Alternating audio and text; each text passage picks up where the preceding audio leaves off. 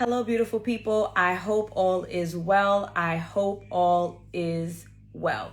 So, my name is Alison. I am a certified dating and relationship coach, and I primarily work with singles to help them get through heartbreak or the frustration of the dating scene so that they can find the partner that they deserve. I would really appreciate it, guys, if you could go ahead and share this live stream with anyone who you think can benefit from the information, from the gems that are about to be dropped. I really, really, really would appreciate that. Okay.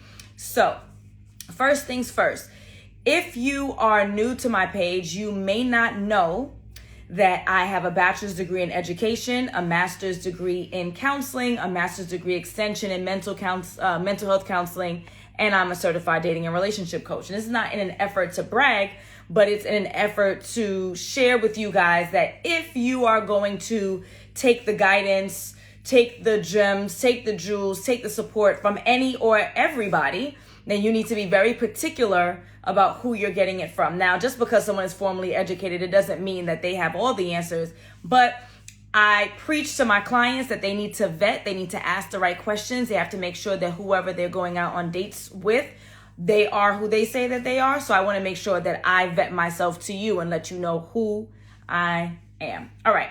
So every Wednesday around this time, 6 p.m. Eastern, I do this live Q&A.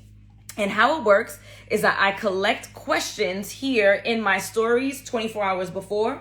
So starting around this time on Tuesdays, I put it in my stories, and then you guys then drop your questions in. If I have time, which I never do, I then take some of the questions that may be placed in the queue.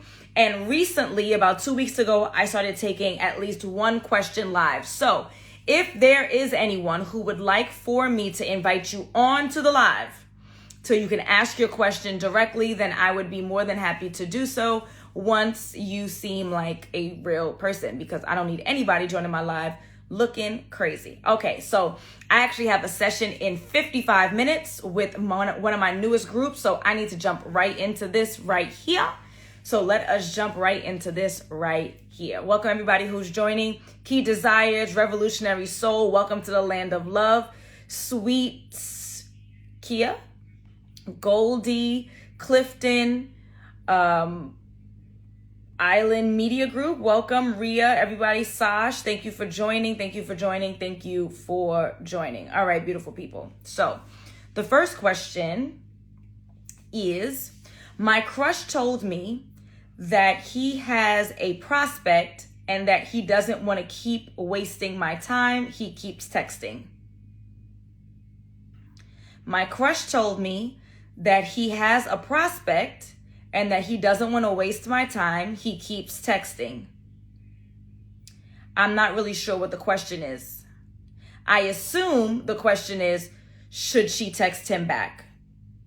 I assume that's the question. So this gentleman told you that he has another prospect. There's someone else that he's seeing and he doesn't want to waste your time, which means that he is telling you he is unwilling to commit to you because he's seeing somebody else, right? Or has the opportunity to see somebody else. You have to decide what you want. What are you looking for? If you're looking for a committed relationship, then this gentleman has made it very clear to you that he's either unwilling or unable to deliver. I am thankful that he has made it clear to you that he's either unwilling or unable to deliver, and I hope that you appreciate his honesty too. A lot of people, especially women, complain and say that men are not transparent in what they want from them. I think that they are, and I think that women aren't listening. This guy said that he has another prospect and he doesn't want you to waste your time. So what do you do in return? You ask me a question. And not that I'm not here to answer your question, and this is not an effort to make you feel bad. This is an effort to drill home a point to you. When someone tells you something, you believe them. He said he doesn't want to waste your time. Unless you're looking for your time to be wasted, you already know what to do. Maybe you want to hear it from me, so I'm going to tell you. Move on.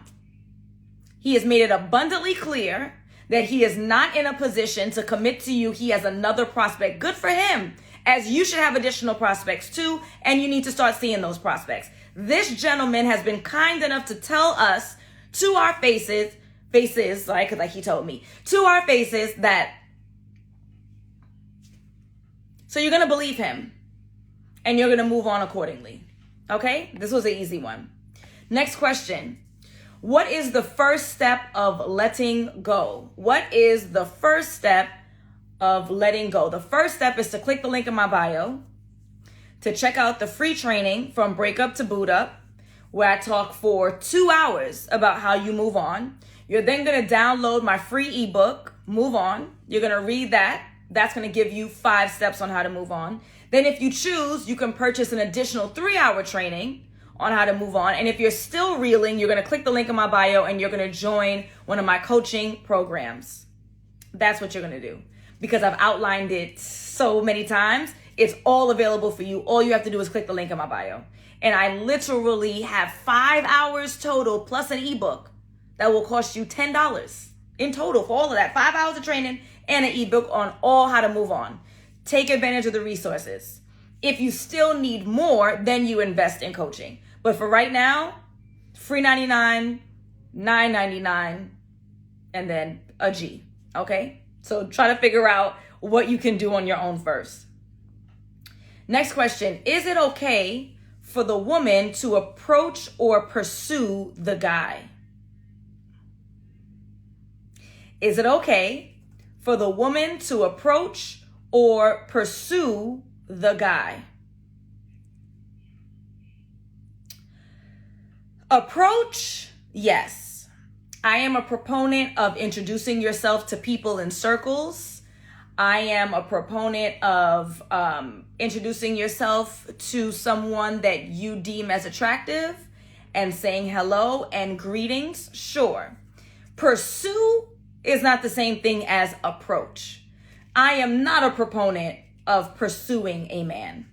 I am of the belief that if a gentleman is interested in you, after he sees you, because maybe he didn't see you, so I'm going to do the initial, right, introduction. Hello, how are you? Welcome. Are you new to this neighborhood? Have you been here before? You're having the eggs. I'm having the French toast, whatever, right? Have a conversation. I'm not pursuing anybody, nor am I recommending any woman to do so. I understand that we're about to be in 2022. I understand that gender roles are not in place as they used to be, but there are some lines that I'm going to draw. And one of the lines that I would draw for myself, if I were single, which I'm not, but I do draw for my clients, and I'm drawing for everyone who's listening to this live stream, that's where I'm going to draw the line. I don't mind approach. Pursue is crossing the line para mí. So I am Heather J says the introduction, yes, but the pursue is too much. Yeah, we're not pursuing. Sweet, I don't want to say Kia because it's not Kia, but sweet Kiki? For me, nope, nada. All right. So yeah, that to me is doing too much. But approaching, there's nothing wrong with that. And that includes online too. That includes virtually too. There's nothing wrong with you being on a dating profile and you saying, hi, good afternoon, how are you? My name is blank. There's nothing wrong with you sending a message, a DM. There's nothing wrong with that. Pursuing, right? Like I sent you one message I'm not sending two. I'm just not, I'm not pursuing. Pursuing is not for me. I love this question. I agree that you shouldn't pursue. Approach is cool. And I believe this is from a gentleman. So there you go. Okay. Next question. Alison, I was the one who asked about current partner having pics of ex. And when I asked to delete, he did it right then and there. Thank you for your insight. Aw. So last week, you guys may have not been on the live or watched it, but there was someone who asked about or shared that she was uncomfortable about her ex having photos in his phone. And I said, guys, we're making this way more complicated than what it needs to be. Way more complicated. Simply ask. She said he did it right then and there. And again, us making communication so much more complicated, it just makes things more complicated than what they need to be. You have a problem, you voice it with respect, you anticipate that they should remedy it. If they don't, then we have another conversation to have, right? But these things don't have to be as hard as we make them. So I'm glad that worked out for you. The best way to tell a guy you're celibate, especially when sex is discussed. What's the best way to tell a guy you're celibate, especially when sex is discussed? I think that's an excellent question because I get this question a lot, and I have some of my clients who are celibate, and they always ask, how do I broach, is that the term, broach? The conversation around celibacy. So this is what my recommendation is. I am not a believer in wasting anyone's time. Man, woman, child, I don't care what the circumstances are, right? Like, I don't like wasting people's time. And sex for many people are deal breakers, right? Like, willingness to have sex, how quickly you're willing to have sex will be a deal breaker. And I think that that's fair. And I respect their right to decide what's a deal breaker for them. Now, what I would say, however, is that I'm not going to be sharing this information with every single person I date. So if I were this particular woman and I'm having conversations with gentlemen on apps, or I'm having conversations with gentlemen at brunch or at the bar or Top Golf or pool or whatever it is, I'm not just sharing this with any old body. My recommendation would be to share this information around date 2, date 3. And this is why. 1, it's not your business if you haven't taken me out on a date. Like, again, I'm not just spreading all of my personal feelings, beliefs, and desires with every single man who ever walks up to me to say hello. That's just not your business, right? On the flip side, I also don't want a gentleman to be investing hundreds of dollars potentially if we're going on date after date after date, if sex is a deal breaker for him. So in all fairness, because the world doesn't revolve around me, but at the same time, I'm also not sharing all of my personal information off the rip, I think it's fair for you to share with someone that you're dating, date 2 or date 3, that you are celibate. And you're going to explain why, and you're going to explain perhaps if there's any flexibility in that, right? Because my understanding, and I could be wrong, is celibacy is not having sex until you're married. For some people, it might be engagement. So if that's what your limitation is, it is what it is. But I'm not telling you as soon as I meet you. I'm not telling you even in conversations before we go out. If you haven't invested in me to offer me a date and to go out with me and to pay for said date, then I'm not sharing willy-nilly. However, I'm not going to wait until date 5, date 7, 3 weeks, 7 weeks, 12 weeks, a year. I'm also not going to wait forever to share, because I do think that that person has a right to know what your boundaries are, because they may violate his or hers. In this case, his. Is that fair? Does that make sense? I'm not seeing a lot of feedback in the comments, so I'm feeling like y'all are disagreeing, which is perfectly okay. I want to hear from you. Please let me know what your thoughts, what your feelings are around any of the questions that are presented this evening. Okay? Okay. Quick commercial break. I want to thank Wellington Event Rentals, the Snap Sniper, and Jappa Black for purchasing a badge. And special shout out to Instagram for giving me my badges back. For some reason, they disappeared, and I appreciate that.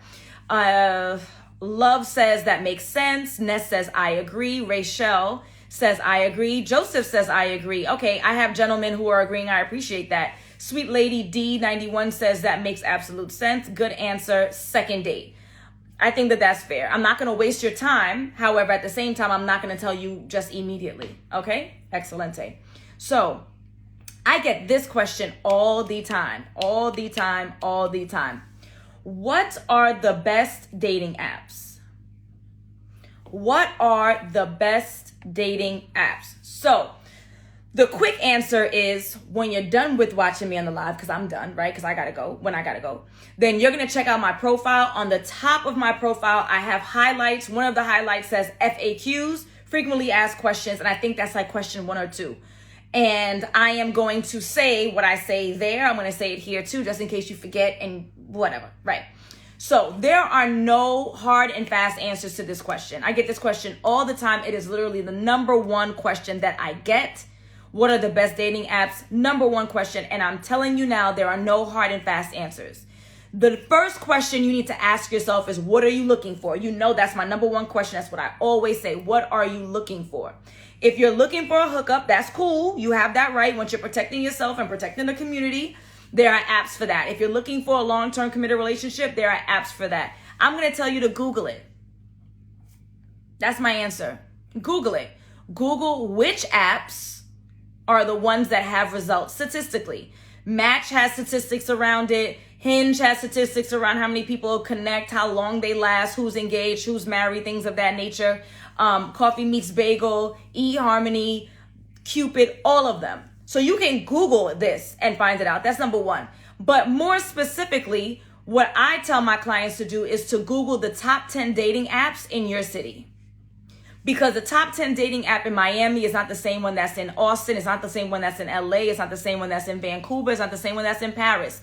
You need to Google the top 10 dating apps in your city. Now, after you Google that, you're going to click and read why they rated it that way. Because what does top 10 mean? Does top 10 mean that they have the most weddings? Does top 10 mean that they have the most profiles? Like, what does that mean? Now, y'all might be thinking, all right, Alison, you're doing too much. Like, why do I have to Google all this? Like, it's not that serious. Well, guess what? This is your life. It is that serious.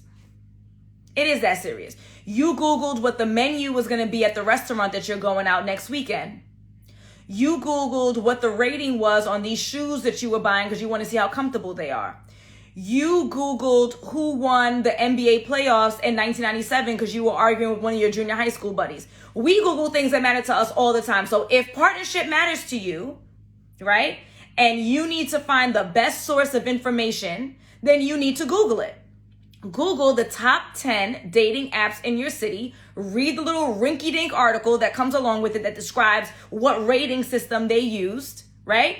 And then you're going to decide from this. So now you have your top 10. From your top 10, you're not going to create 10 profiles. That's impractical. I tell my clients that you create 3 profiles on 3 different apps, and then you play around with the apps and you decide which one you just like the fluidity, you like the functionality, right? And then from there, you choose 2. Any more than 2 apps on your page or on your phone, you're not going to be active in. Then you're going to say dating apps don't work. No, dating apps don't work because you didn't work it. Or dating apps don't work because you didn't create the profile the way that I've told you to.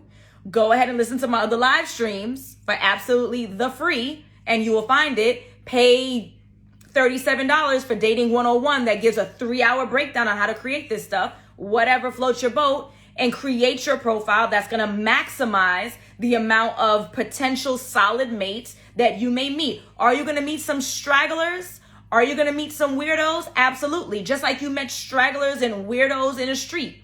This whole idea of dating apps don't work is ridiculous. It's impractical. It's irrational. It doesn't make sense. Oh, I had a bad experience on the dating apps, and so I don't like the dating apps. You had a bad experience in reality. And maybe that's why you follow me. So are you going to tell me that I'm never going to date someone that I meet on the street, at the train, at the gym, at the whatever, in reality, because you had a bad experience? You would never tell me that. So don't tell me that you had 2 or 3 bad experiences on a dating app, and so dating apps are the problem. Dating apps aren't the problem. Your ability to vet people is the problem. Your ability to pick up on cues is the problem. Your ability to listen when they tell you things like, what was the question? He told me that he had a prospect and that he doesn't want to waste my time. You need to listen, right? When they are love bombing you and tell you that they love you and they only know you for a couple of days, listen to that, right? When they are MIA and you can't find them for days, listen to that. It's not about, I had a few bad experiences on a dating app, so the dating app is the problem, because there are some millions of people who have great experiences. One of my friends, Deanne, met her boo, I shouldn't even say boo, her fiance that she's marrying in 7 months off of a dating app. One of my clients met, and she's getting married September 3rd. She met her fiance that she's getting married in 9 months on Match. Another one of my clients met her fiance. She getting married on Thursday. Stop saying that dating apps are the problem. Your profile is the problem. Your attitude is the problem. Your mindset is the problem. Your negative Nancy belief system is the problem. Your limited belief system is the problem. Your belief that you're not worthy is the problem. Your belief that no one else is worthy of you is the problem. Let's keep it funky. Your inability or your resistance to, you're not unable, you're resistant. Your resistance to reaching out for help is the problem. You don't want to go to therapy. Ain't nothing wrong with you. But your mother left you, your father left you, your uncle molested you, you've been cheated on, you've been left, somebody burned you, right? Emotionally and medically. But ain't nothing wrong with you, and it's everybody else. Now, I'm not saying all y'all. I'm dragging it. I'm giving you examples, right? You've been hurt, you've been raped, you've been molested, you've been torn down, they done called you ugly, they done called you stupid your whole life. Never met your dad, your mom's on drugs.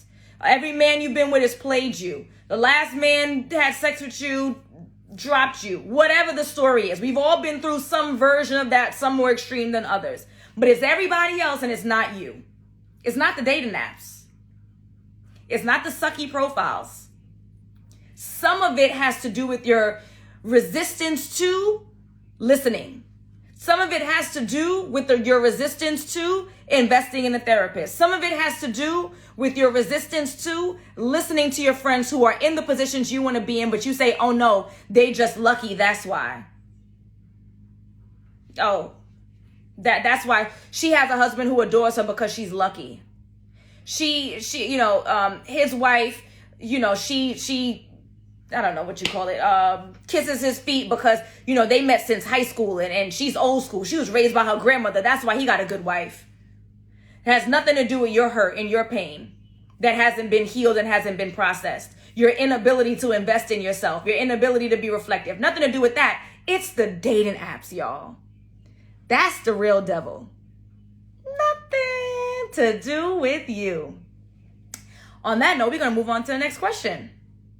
Well, the first question was, which dating apps are the right apps? I want you to check out my profile. In my highlights, I gave a wonderful synopsis of the preach that I just gave just now, okay? Which is Google it. Google the top 10 in your city. Read why it's rated that way. Fix your profile. Check my profile, my Instagram profile, to figure out how to fix it. Check the free trainings to figure out how to fix it. If you still don't have a good enough answer, pay a little bit of money to figure out how to fix it. If you still don't have a good answer, hire somebody to help you. There are plenty of us. It ain't got to be me. You might just watch me for entertainment purposes, but you really need a coddler, and that's okay, because that's not me. Hire them. Figure it out. But stop with the excuses of it's the dating apps. It can't be all the dating apps all the time when there's so many other people who are super happy with a dating app, but you are the common denominator. That's what I learned in math class. That's what I learned in math class. I learned about common denominators. I also learned logic, which the kids aren't learning, and I don't appreciate that. P and Q. Y'all remember P and Q? Y'all my age? You remember P and Q? If-then statements? If it is raining, then I must wear my boots. If I'm wearing boots, that means it was raining.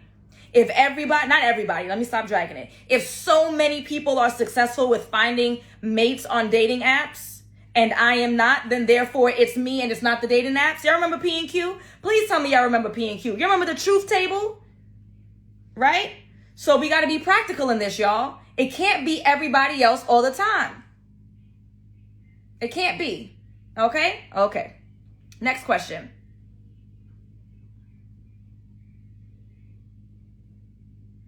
What is the best advice you give to single moms who's looking to start dating? What's the best advice you give to single moms who's looking to start dating? Okay? There's a crazy delay on Instagram. I'm sorry, guys. I'm seeing all your comments about my P and Q. Thank you. I appreciate that because I know I'm not bugging. I am not good in math, but I remember, because what I am good is logical and reasonable, and I've been that way since childhood, that the best thing in math was logic. I love that table because it was English. It was English. I didn't have to solve for X. There was no systems of equations. It wasn't y equals mx plus b. It wasn't a squared plus b squared equals c squared. Pythagorean theorem, which we never used. Jokes on us, right? Slope, logic. Logic's my middle name, okay? So thank you for that. I know I wasn't bugging. Best advice you give to single moms. So this is what I tell moms, and that side was not shade to the moms. It was just me taking a side, okay? 2 pieces of advice that I offered. Simple, easy advice. Number 1, you need to find somebody who can watch your kid that you can trust. You cannot go out on dates if there's no one supervising your kid. Right? Logical, fair, reasonable, my middle name. So you need to have someone in your life who is going to be willing for free or for paid, who can watch your kid, because you can't go out unless it's someone who's supervising your kid first and you feel comfortable and safe with that. So secure your babysitter. Secure them. Okay, that's number 1. A piece of advice for securing a babysitter. What you may want to do, if you have another single mom friend, y'all can trade off. So you don't have to pay $1. You're going to watch her kids when she's out every Friday, and then you get the Saturdays every other weekend. Make it work. Like, partner as friends in this process of getting back into the dating scene. Watch each other's kids. But number 1, you need somebody to be watching the kids so that you can go and have fun and feel good that they're okay and they're safe. Right? That's my first piece of advice for moms. My second piece of advice for moms is going to be, whatever happened between you and dad, you need to resolve that before you get back into the dating scene. Whatever happened. And in most cases we hear they were so terrible and they left you and blah, blah, blah, and they had another baby on you, and I don't know and I don't care, right? So I am not a therapist. I say that all the time. I am Alison. I'm a certified dating and relationship coach, and I primarily work with singles to help them find the love and commitment that they deserve. The difference between a coach and a therapist, and I have a therapist on here, my good friend Taylor's here, so she can clarify if I'm wrong. A therapist is going to go back into your past, and they're going to uproot what you've been through in order to come to a resolution so you can have a better today. That's my understanding of therapy, right? A coach, think of a coach, a business coach, a relationship coach, any kind of coach, like you would think of a sports coach. A sports coach is given the team that they have. That's the team. That's who tried out. My clients are who I have. That's who paid. That's who signed up. That's who's down for a transformation, right? So I have the athletes. I have my clients as they are right now, as they present, and I need to get them to playoffs. Playoffs meaning walking down the aisle. That's my playoffs. Everyone else's playoffs are going to be different. So I need to get them from point A to point B in the 6-month program that I have, or the 3-month program that I have, depending on what you sign up for. I am not in a position to do a real deep dive on why you are the way that you are. That is what therapists do. Taylor says therapy is for past until now. Coach is for present to the future. So in my coaching program, we spend one session, un. I don't know any other languages, right? Singular, single. One session on the past. We don't stay in the past. That's just not what coaches do. So my recommendation has always been, and this is why I do discovery calls. Thank you for reminding me, beautiful people. I do discovery calls, and I do them for free. They're about to be $1, and I can get into that for another reason. But they're for free because I don't want anyone to sign up for my program who isn't ready. And let me tell you what I'm looking for when I have these discovery calls. 99% of the time, if I reject somebody from my program, is because they need therapy. 99% of the time, if I do the rejection of someone, it's because I know that I am not the professional for them. I have a master's degree in counseling. I have a master's degree extension in mental health counseling. I am not a mental health counselor. I am not a therapist, right? And so if I am able to uncover in a 15-minute call that you need therapy, you got to go to therapy. I say all this to say, because I kind of went off on a tangent, in regards to this woman who's asking, what advice do I give to single moms? After the practical piece of advice, which is make sure that you have somebody to watch your kids so you can go and have fun. If there are any issues that have not been resolved, and this is for everyone, not only mamas, but particularly mamas I'm thinking about because of daddies, right? And then there's the relationship between parents that are different from any other relationship you will ever have with anyone, even a married person, right? Like that kind of connection is unwavering. You need to resolve that. And that may happen before you get to me. It can happen while it's with me. But if you have deep-rooted, or me or any other coach, but if you have some deep-seated issues that need to be resolved, especially when it comes to dad, because this person potentially is going to be in your life for at minimum 18 years, maybe every weekend, every other weekend, depends on the circumstances, then you need to resolve that before you start trying to build a life with somebody else. Who wants to walk into mess? Nobody. Nobody wants to walk into a messy situation. So try your best to resolve whatever conflict you may have. It may be all good. I may be just talking out of turn. But whatever conflict you may have with Daddy Dearest, you need to work that out before you get back on the dating scene. So that at minimum, because you know anyone who's dating, especially if they don't have children, are going to have their reservations about dating a parent, mom or dad. At least you can present as, me and dad are cool. We have a great parental relationship, co-parenting relationship, parallel parenting relationship, no beef. Please at least deliver that, because there are already enough complications dating as a parent. Okay? Okay. Next.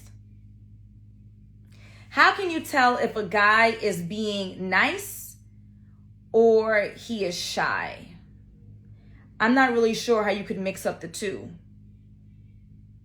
How can you tell if a guy is just being nice, or is he shy? I feel like those characteristics are exclusive of each other. Like, if someone's nice, they're nice to you, right? Like, they do nice things for you. They smile, they're warm. If they're shy, they shy away. They don't really engage. So I figure those characteristics are kind of the opposite. So person who wrote that, maybe you want to give me some context in the DM, and I don't give advice via DM, but I will in this particular case, because I just don't understand the question. Sorry, y'all.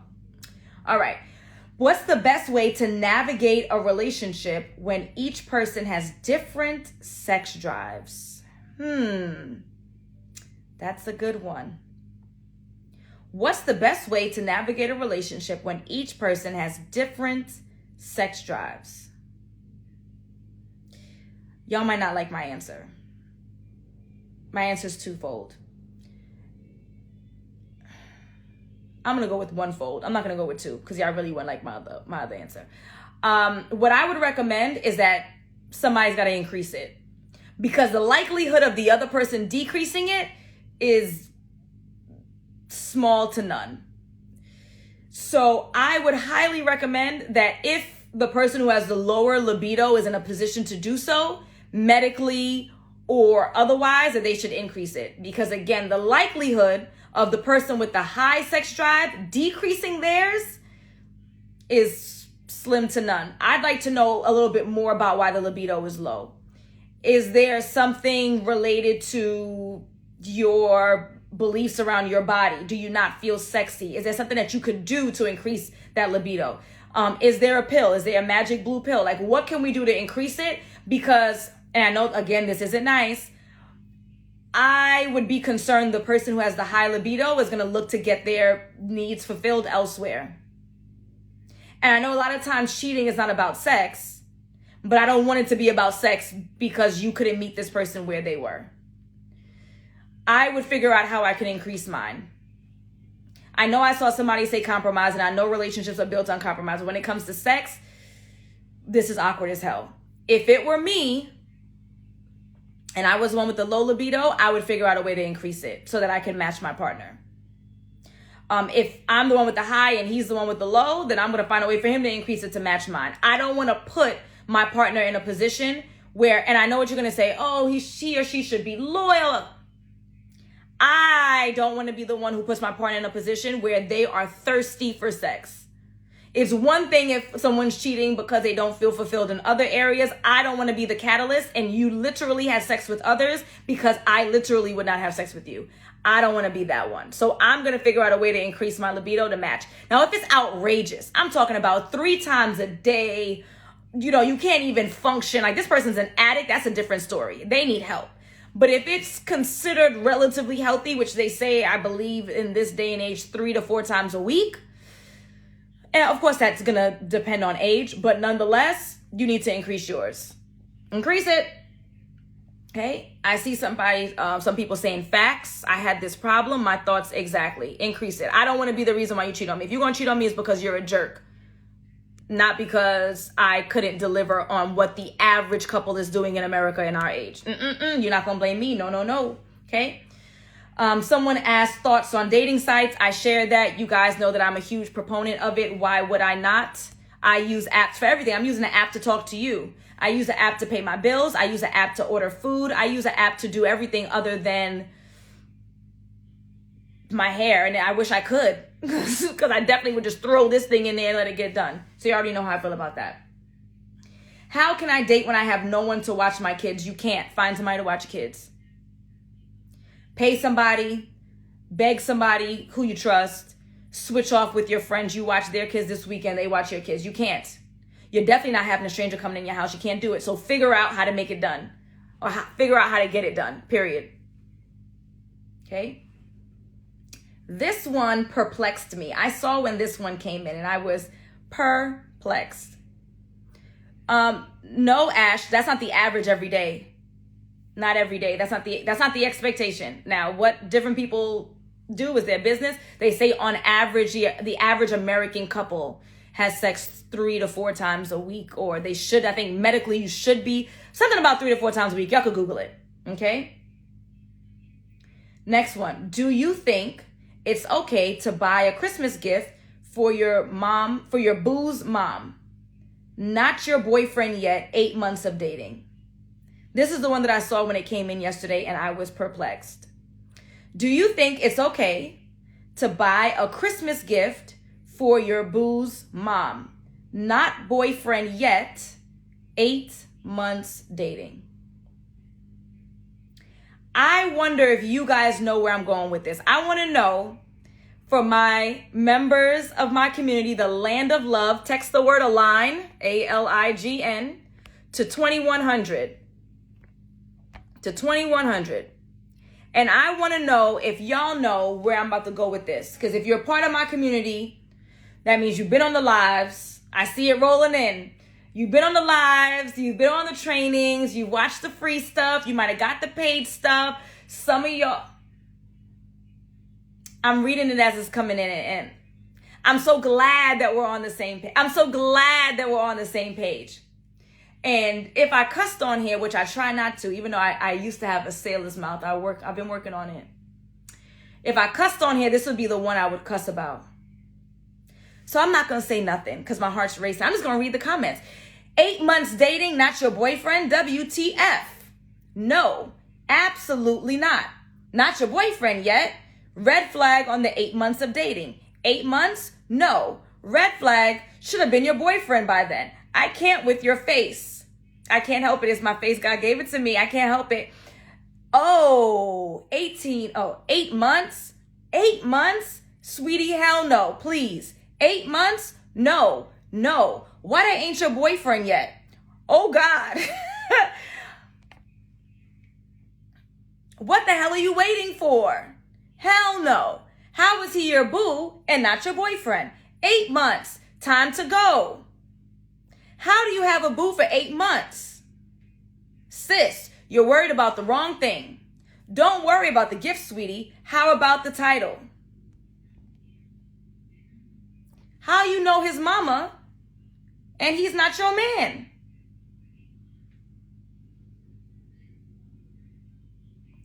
I am going to completely disregard the first half of this question because I am not concerned about the Christmas gift to his mom's. I am only concerned about the fact that this person you've been dating and seeing, I imagine exclusively, only because you're willing to buy gifts. So then I would assume that you're not buying 3 and 4 and 5 different people's mother's gifts. So I imagine you've been seeing this guy exclusively for 8 months and he is either unwilling or unable to commit. That is what this question is. I don't give two nothings about nobody's Christmas gift, especially to their moms. I want to know, why is it that you've been seeing this man, presumably exclusively? I do not know that for a fact. I'm only assuming because you can't just be making it rain on everybody's moms. And y'all not in a committed relationship yet. If this person is unsure of you after 8 months of dating and he is not in a position to commit to you, then you need to end this relationship. And then what you're going to do is you're going to click the link in my bio. You're going to check out my free training from breakup to boot up so you can figure out how to move on from this guy as quickly as humanly possible because you done already wasted 8 months. Hopefully you learned your lesson. Then you're going to download the free ebook, Move On Sis. You're going to read that. That's 7 pages. You're going to take those things into action. Then, if you feel like you still need some more support, you're going to pay $9.97 for 3 more hours of training. You're going to try that out for a couple of weeks. And then for most people, you'll be fine. You'll start dating again. It's going to be end of January, and you're good. If you still need more support, you're going to click the link in my bio again after you tried all the free and low-cost stuff, and then we're going to get on the phone and talk about you joining my coaching program because you are bugging by dating this guy for 8 months and y'all don't have a commitment yet. And I say this lovingly. I'm not saying this in a way to attack or make anybody feel bad or to even for entertainment purposes. I'm doing this because I'm trying to drill home a point of you do not wait 8 months for someone to say that they're committed to you. What you need 8 months for? People engaged in 8 months. You could damn near make a baby and a whole human life in 8 months. What the hell you dating this guy for 8 months for and y'all not together yet? What you waiting on? What he waiting on? What are you waiting on and what is he waiting on? What you're waiting on is to blame this guy when he never commits because you're not paying attention to the telltale signs that this guy is not in a position to commit to you. Either commit or commit to you. Then you're going to go on dating apps, not work the apps, and say dating apps don't work. Then you're going to say that all these people ain't ish. And it's always everybody else. But this guy, you making joke. 3 months. 3 weeks, if you're Alison. 3 months. 3 days, if you're Alison. 3 months max. Yo, y'all gonna make my mother come out of me. Y'all making joke. Like 8 months, and this person is not in a position to commit to me, and you talking about buying gift? You got big money. We're not buying gift for nobody. You're not buying gifts. Buy me a gift because I saved your life. info@alignwithallison.com. Buy me a gift, please, because you need to move on expeditiously.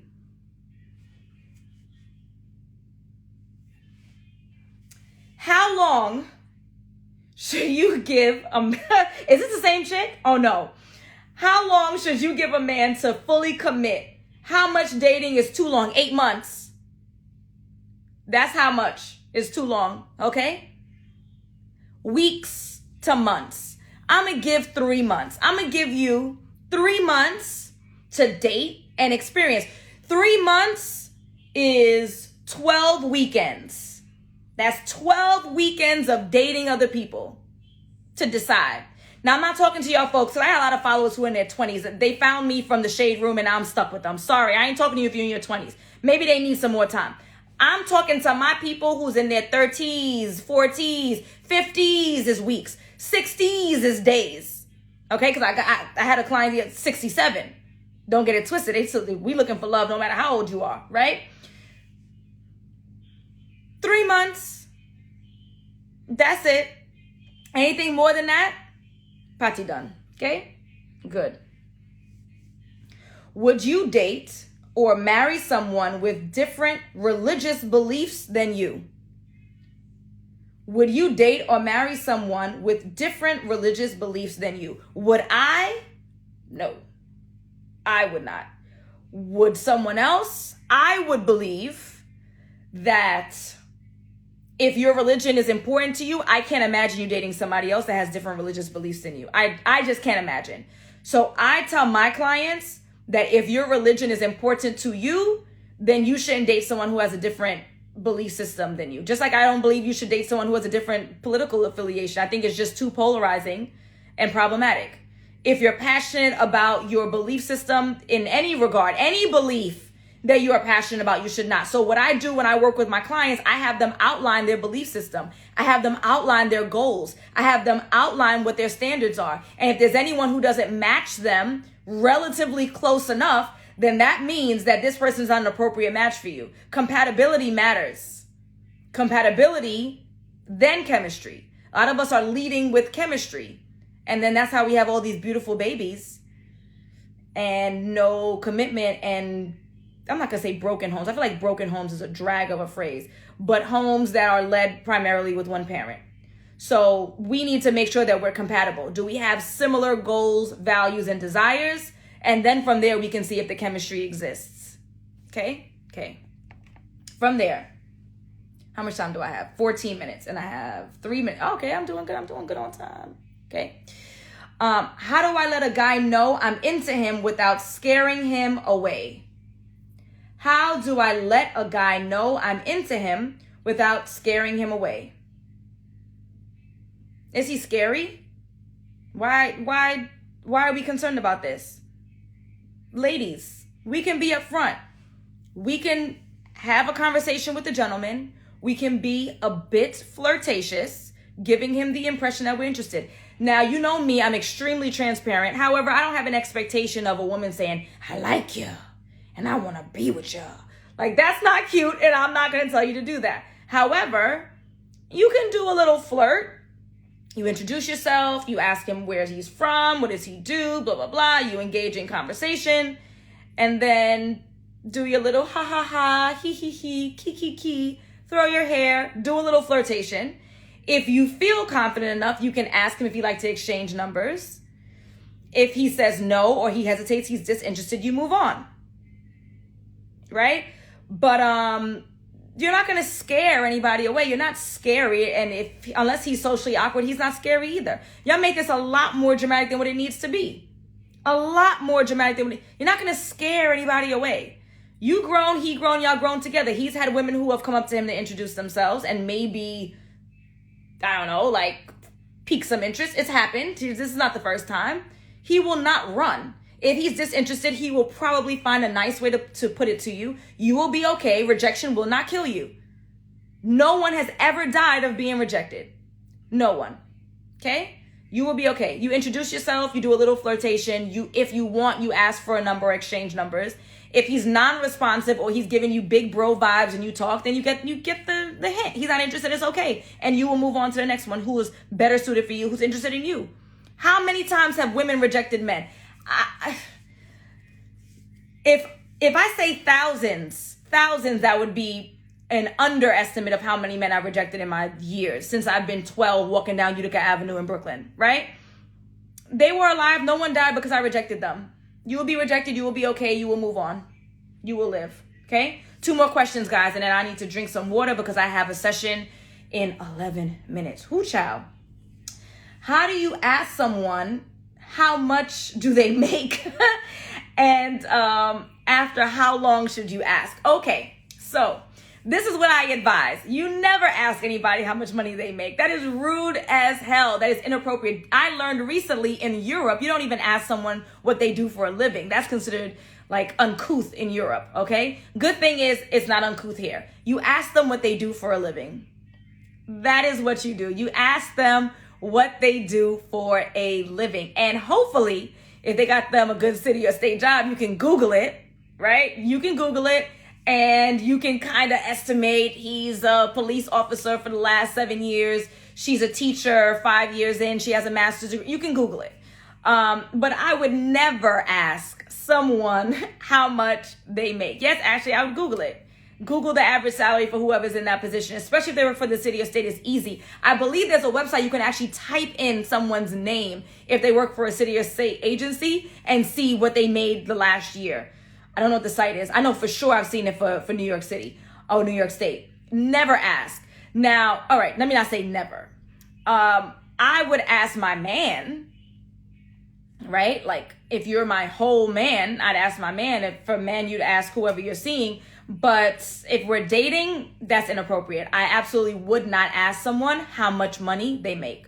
I also would not ask their credit score. So my caring wish says I like to ask, oh, what industry are you in? Men tend to say what they do with that statement. Yeah, so I would never ask someone how much they make. Now, my friends know I'm extremely passionate about talking about money and transparency around money. So my friends can ask me and I'll tell them what my credit score is, how much my mortgage is, what percentage of the bills I pay, how much money I made last year. Like, I like to demystify money. I don't like all the stuff around money. However, this is a stranger and you don't want to be inappropriate. So absolutely not. I would not ask someone how much money they make. All right, guys, I have 9 minutes.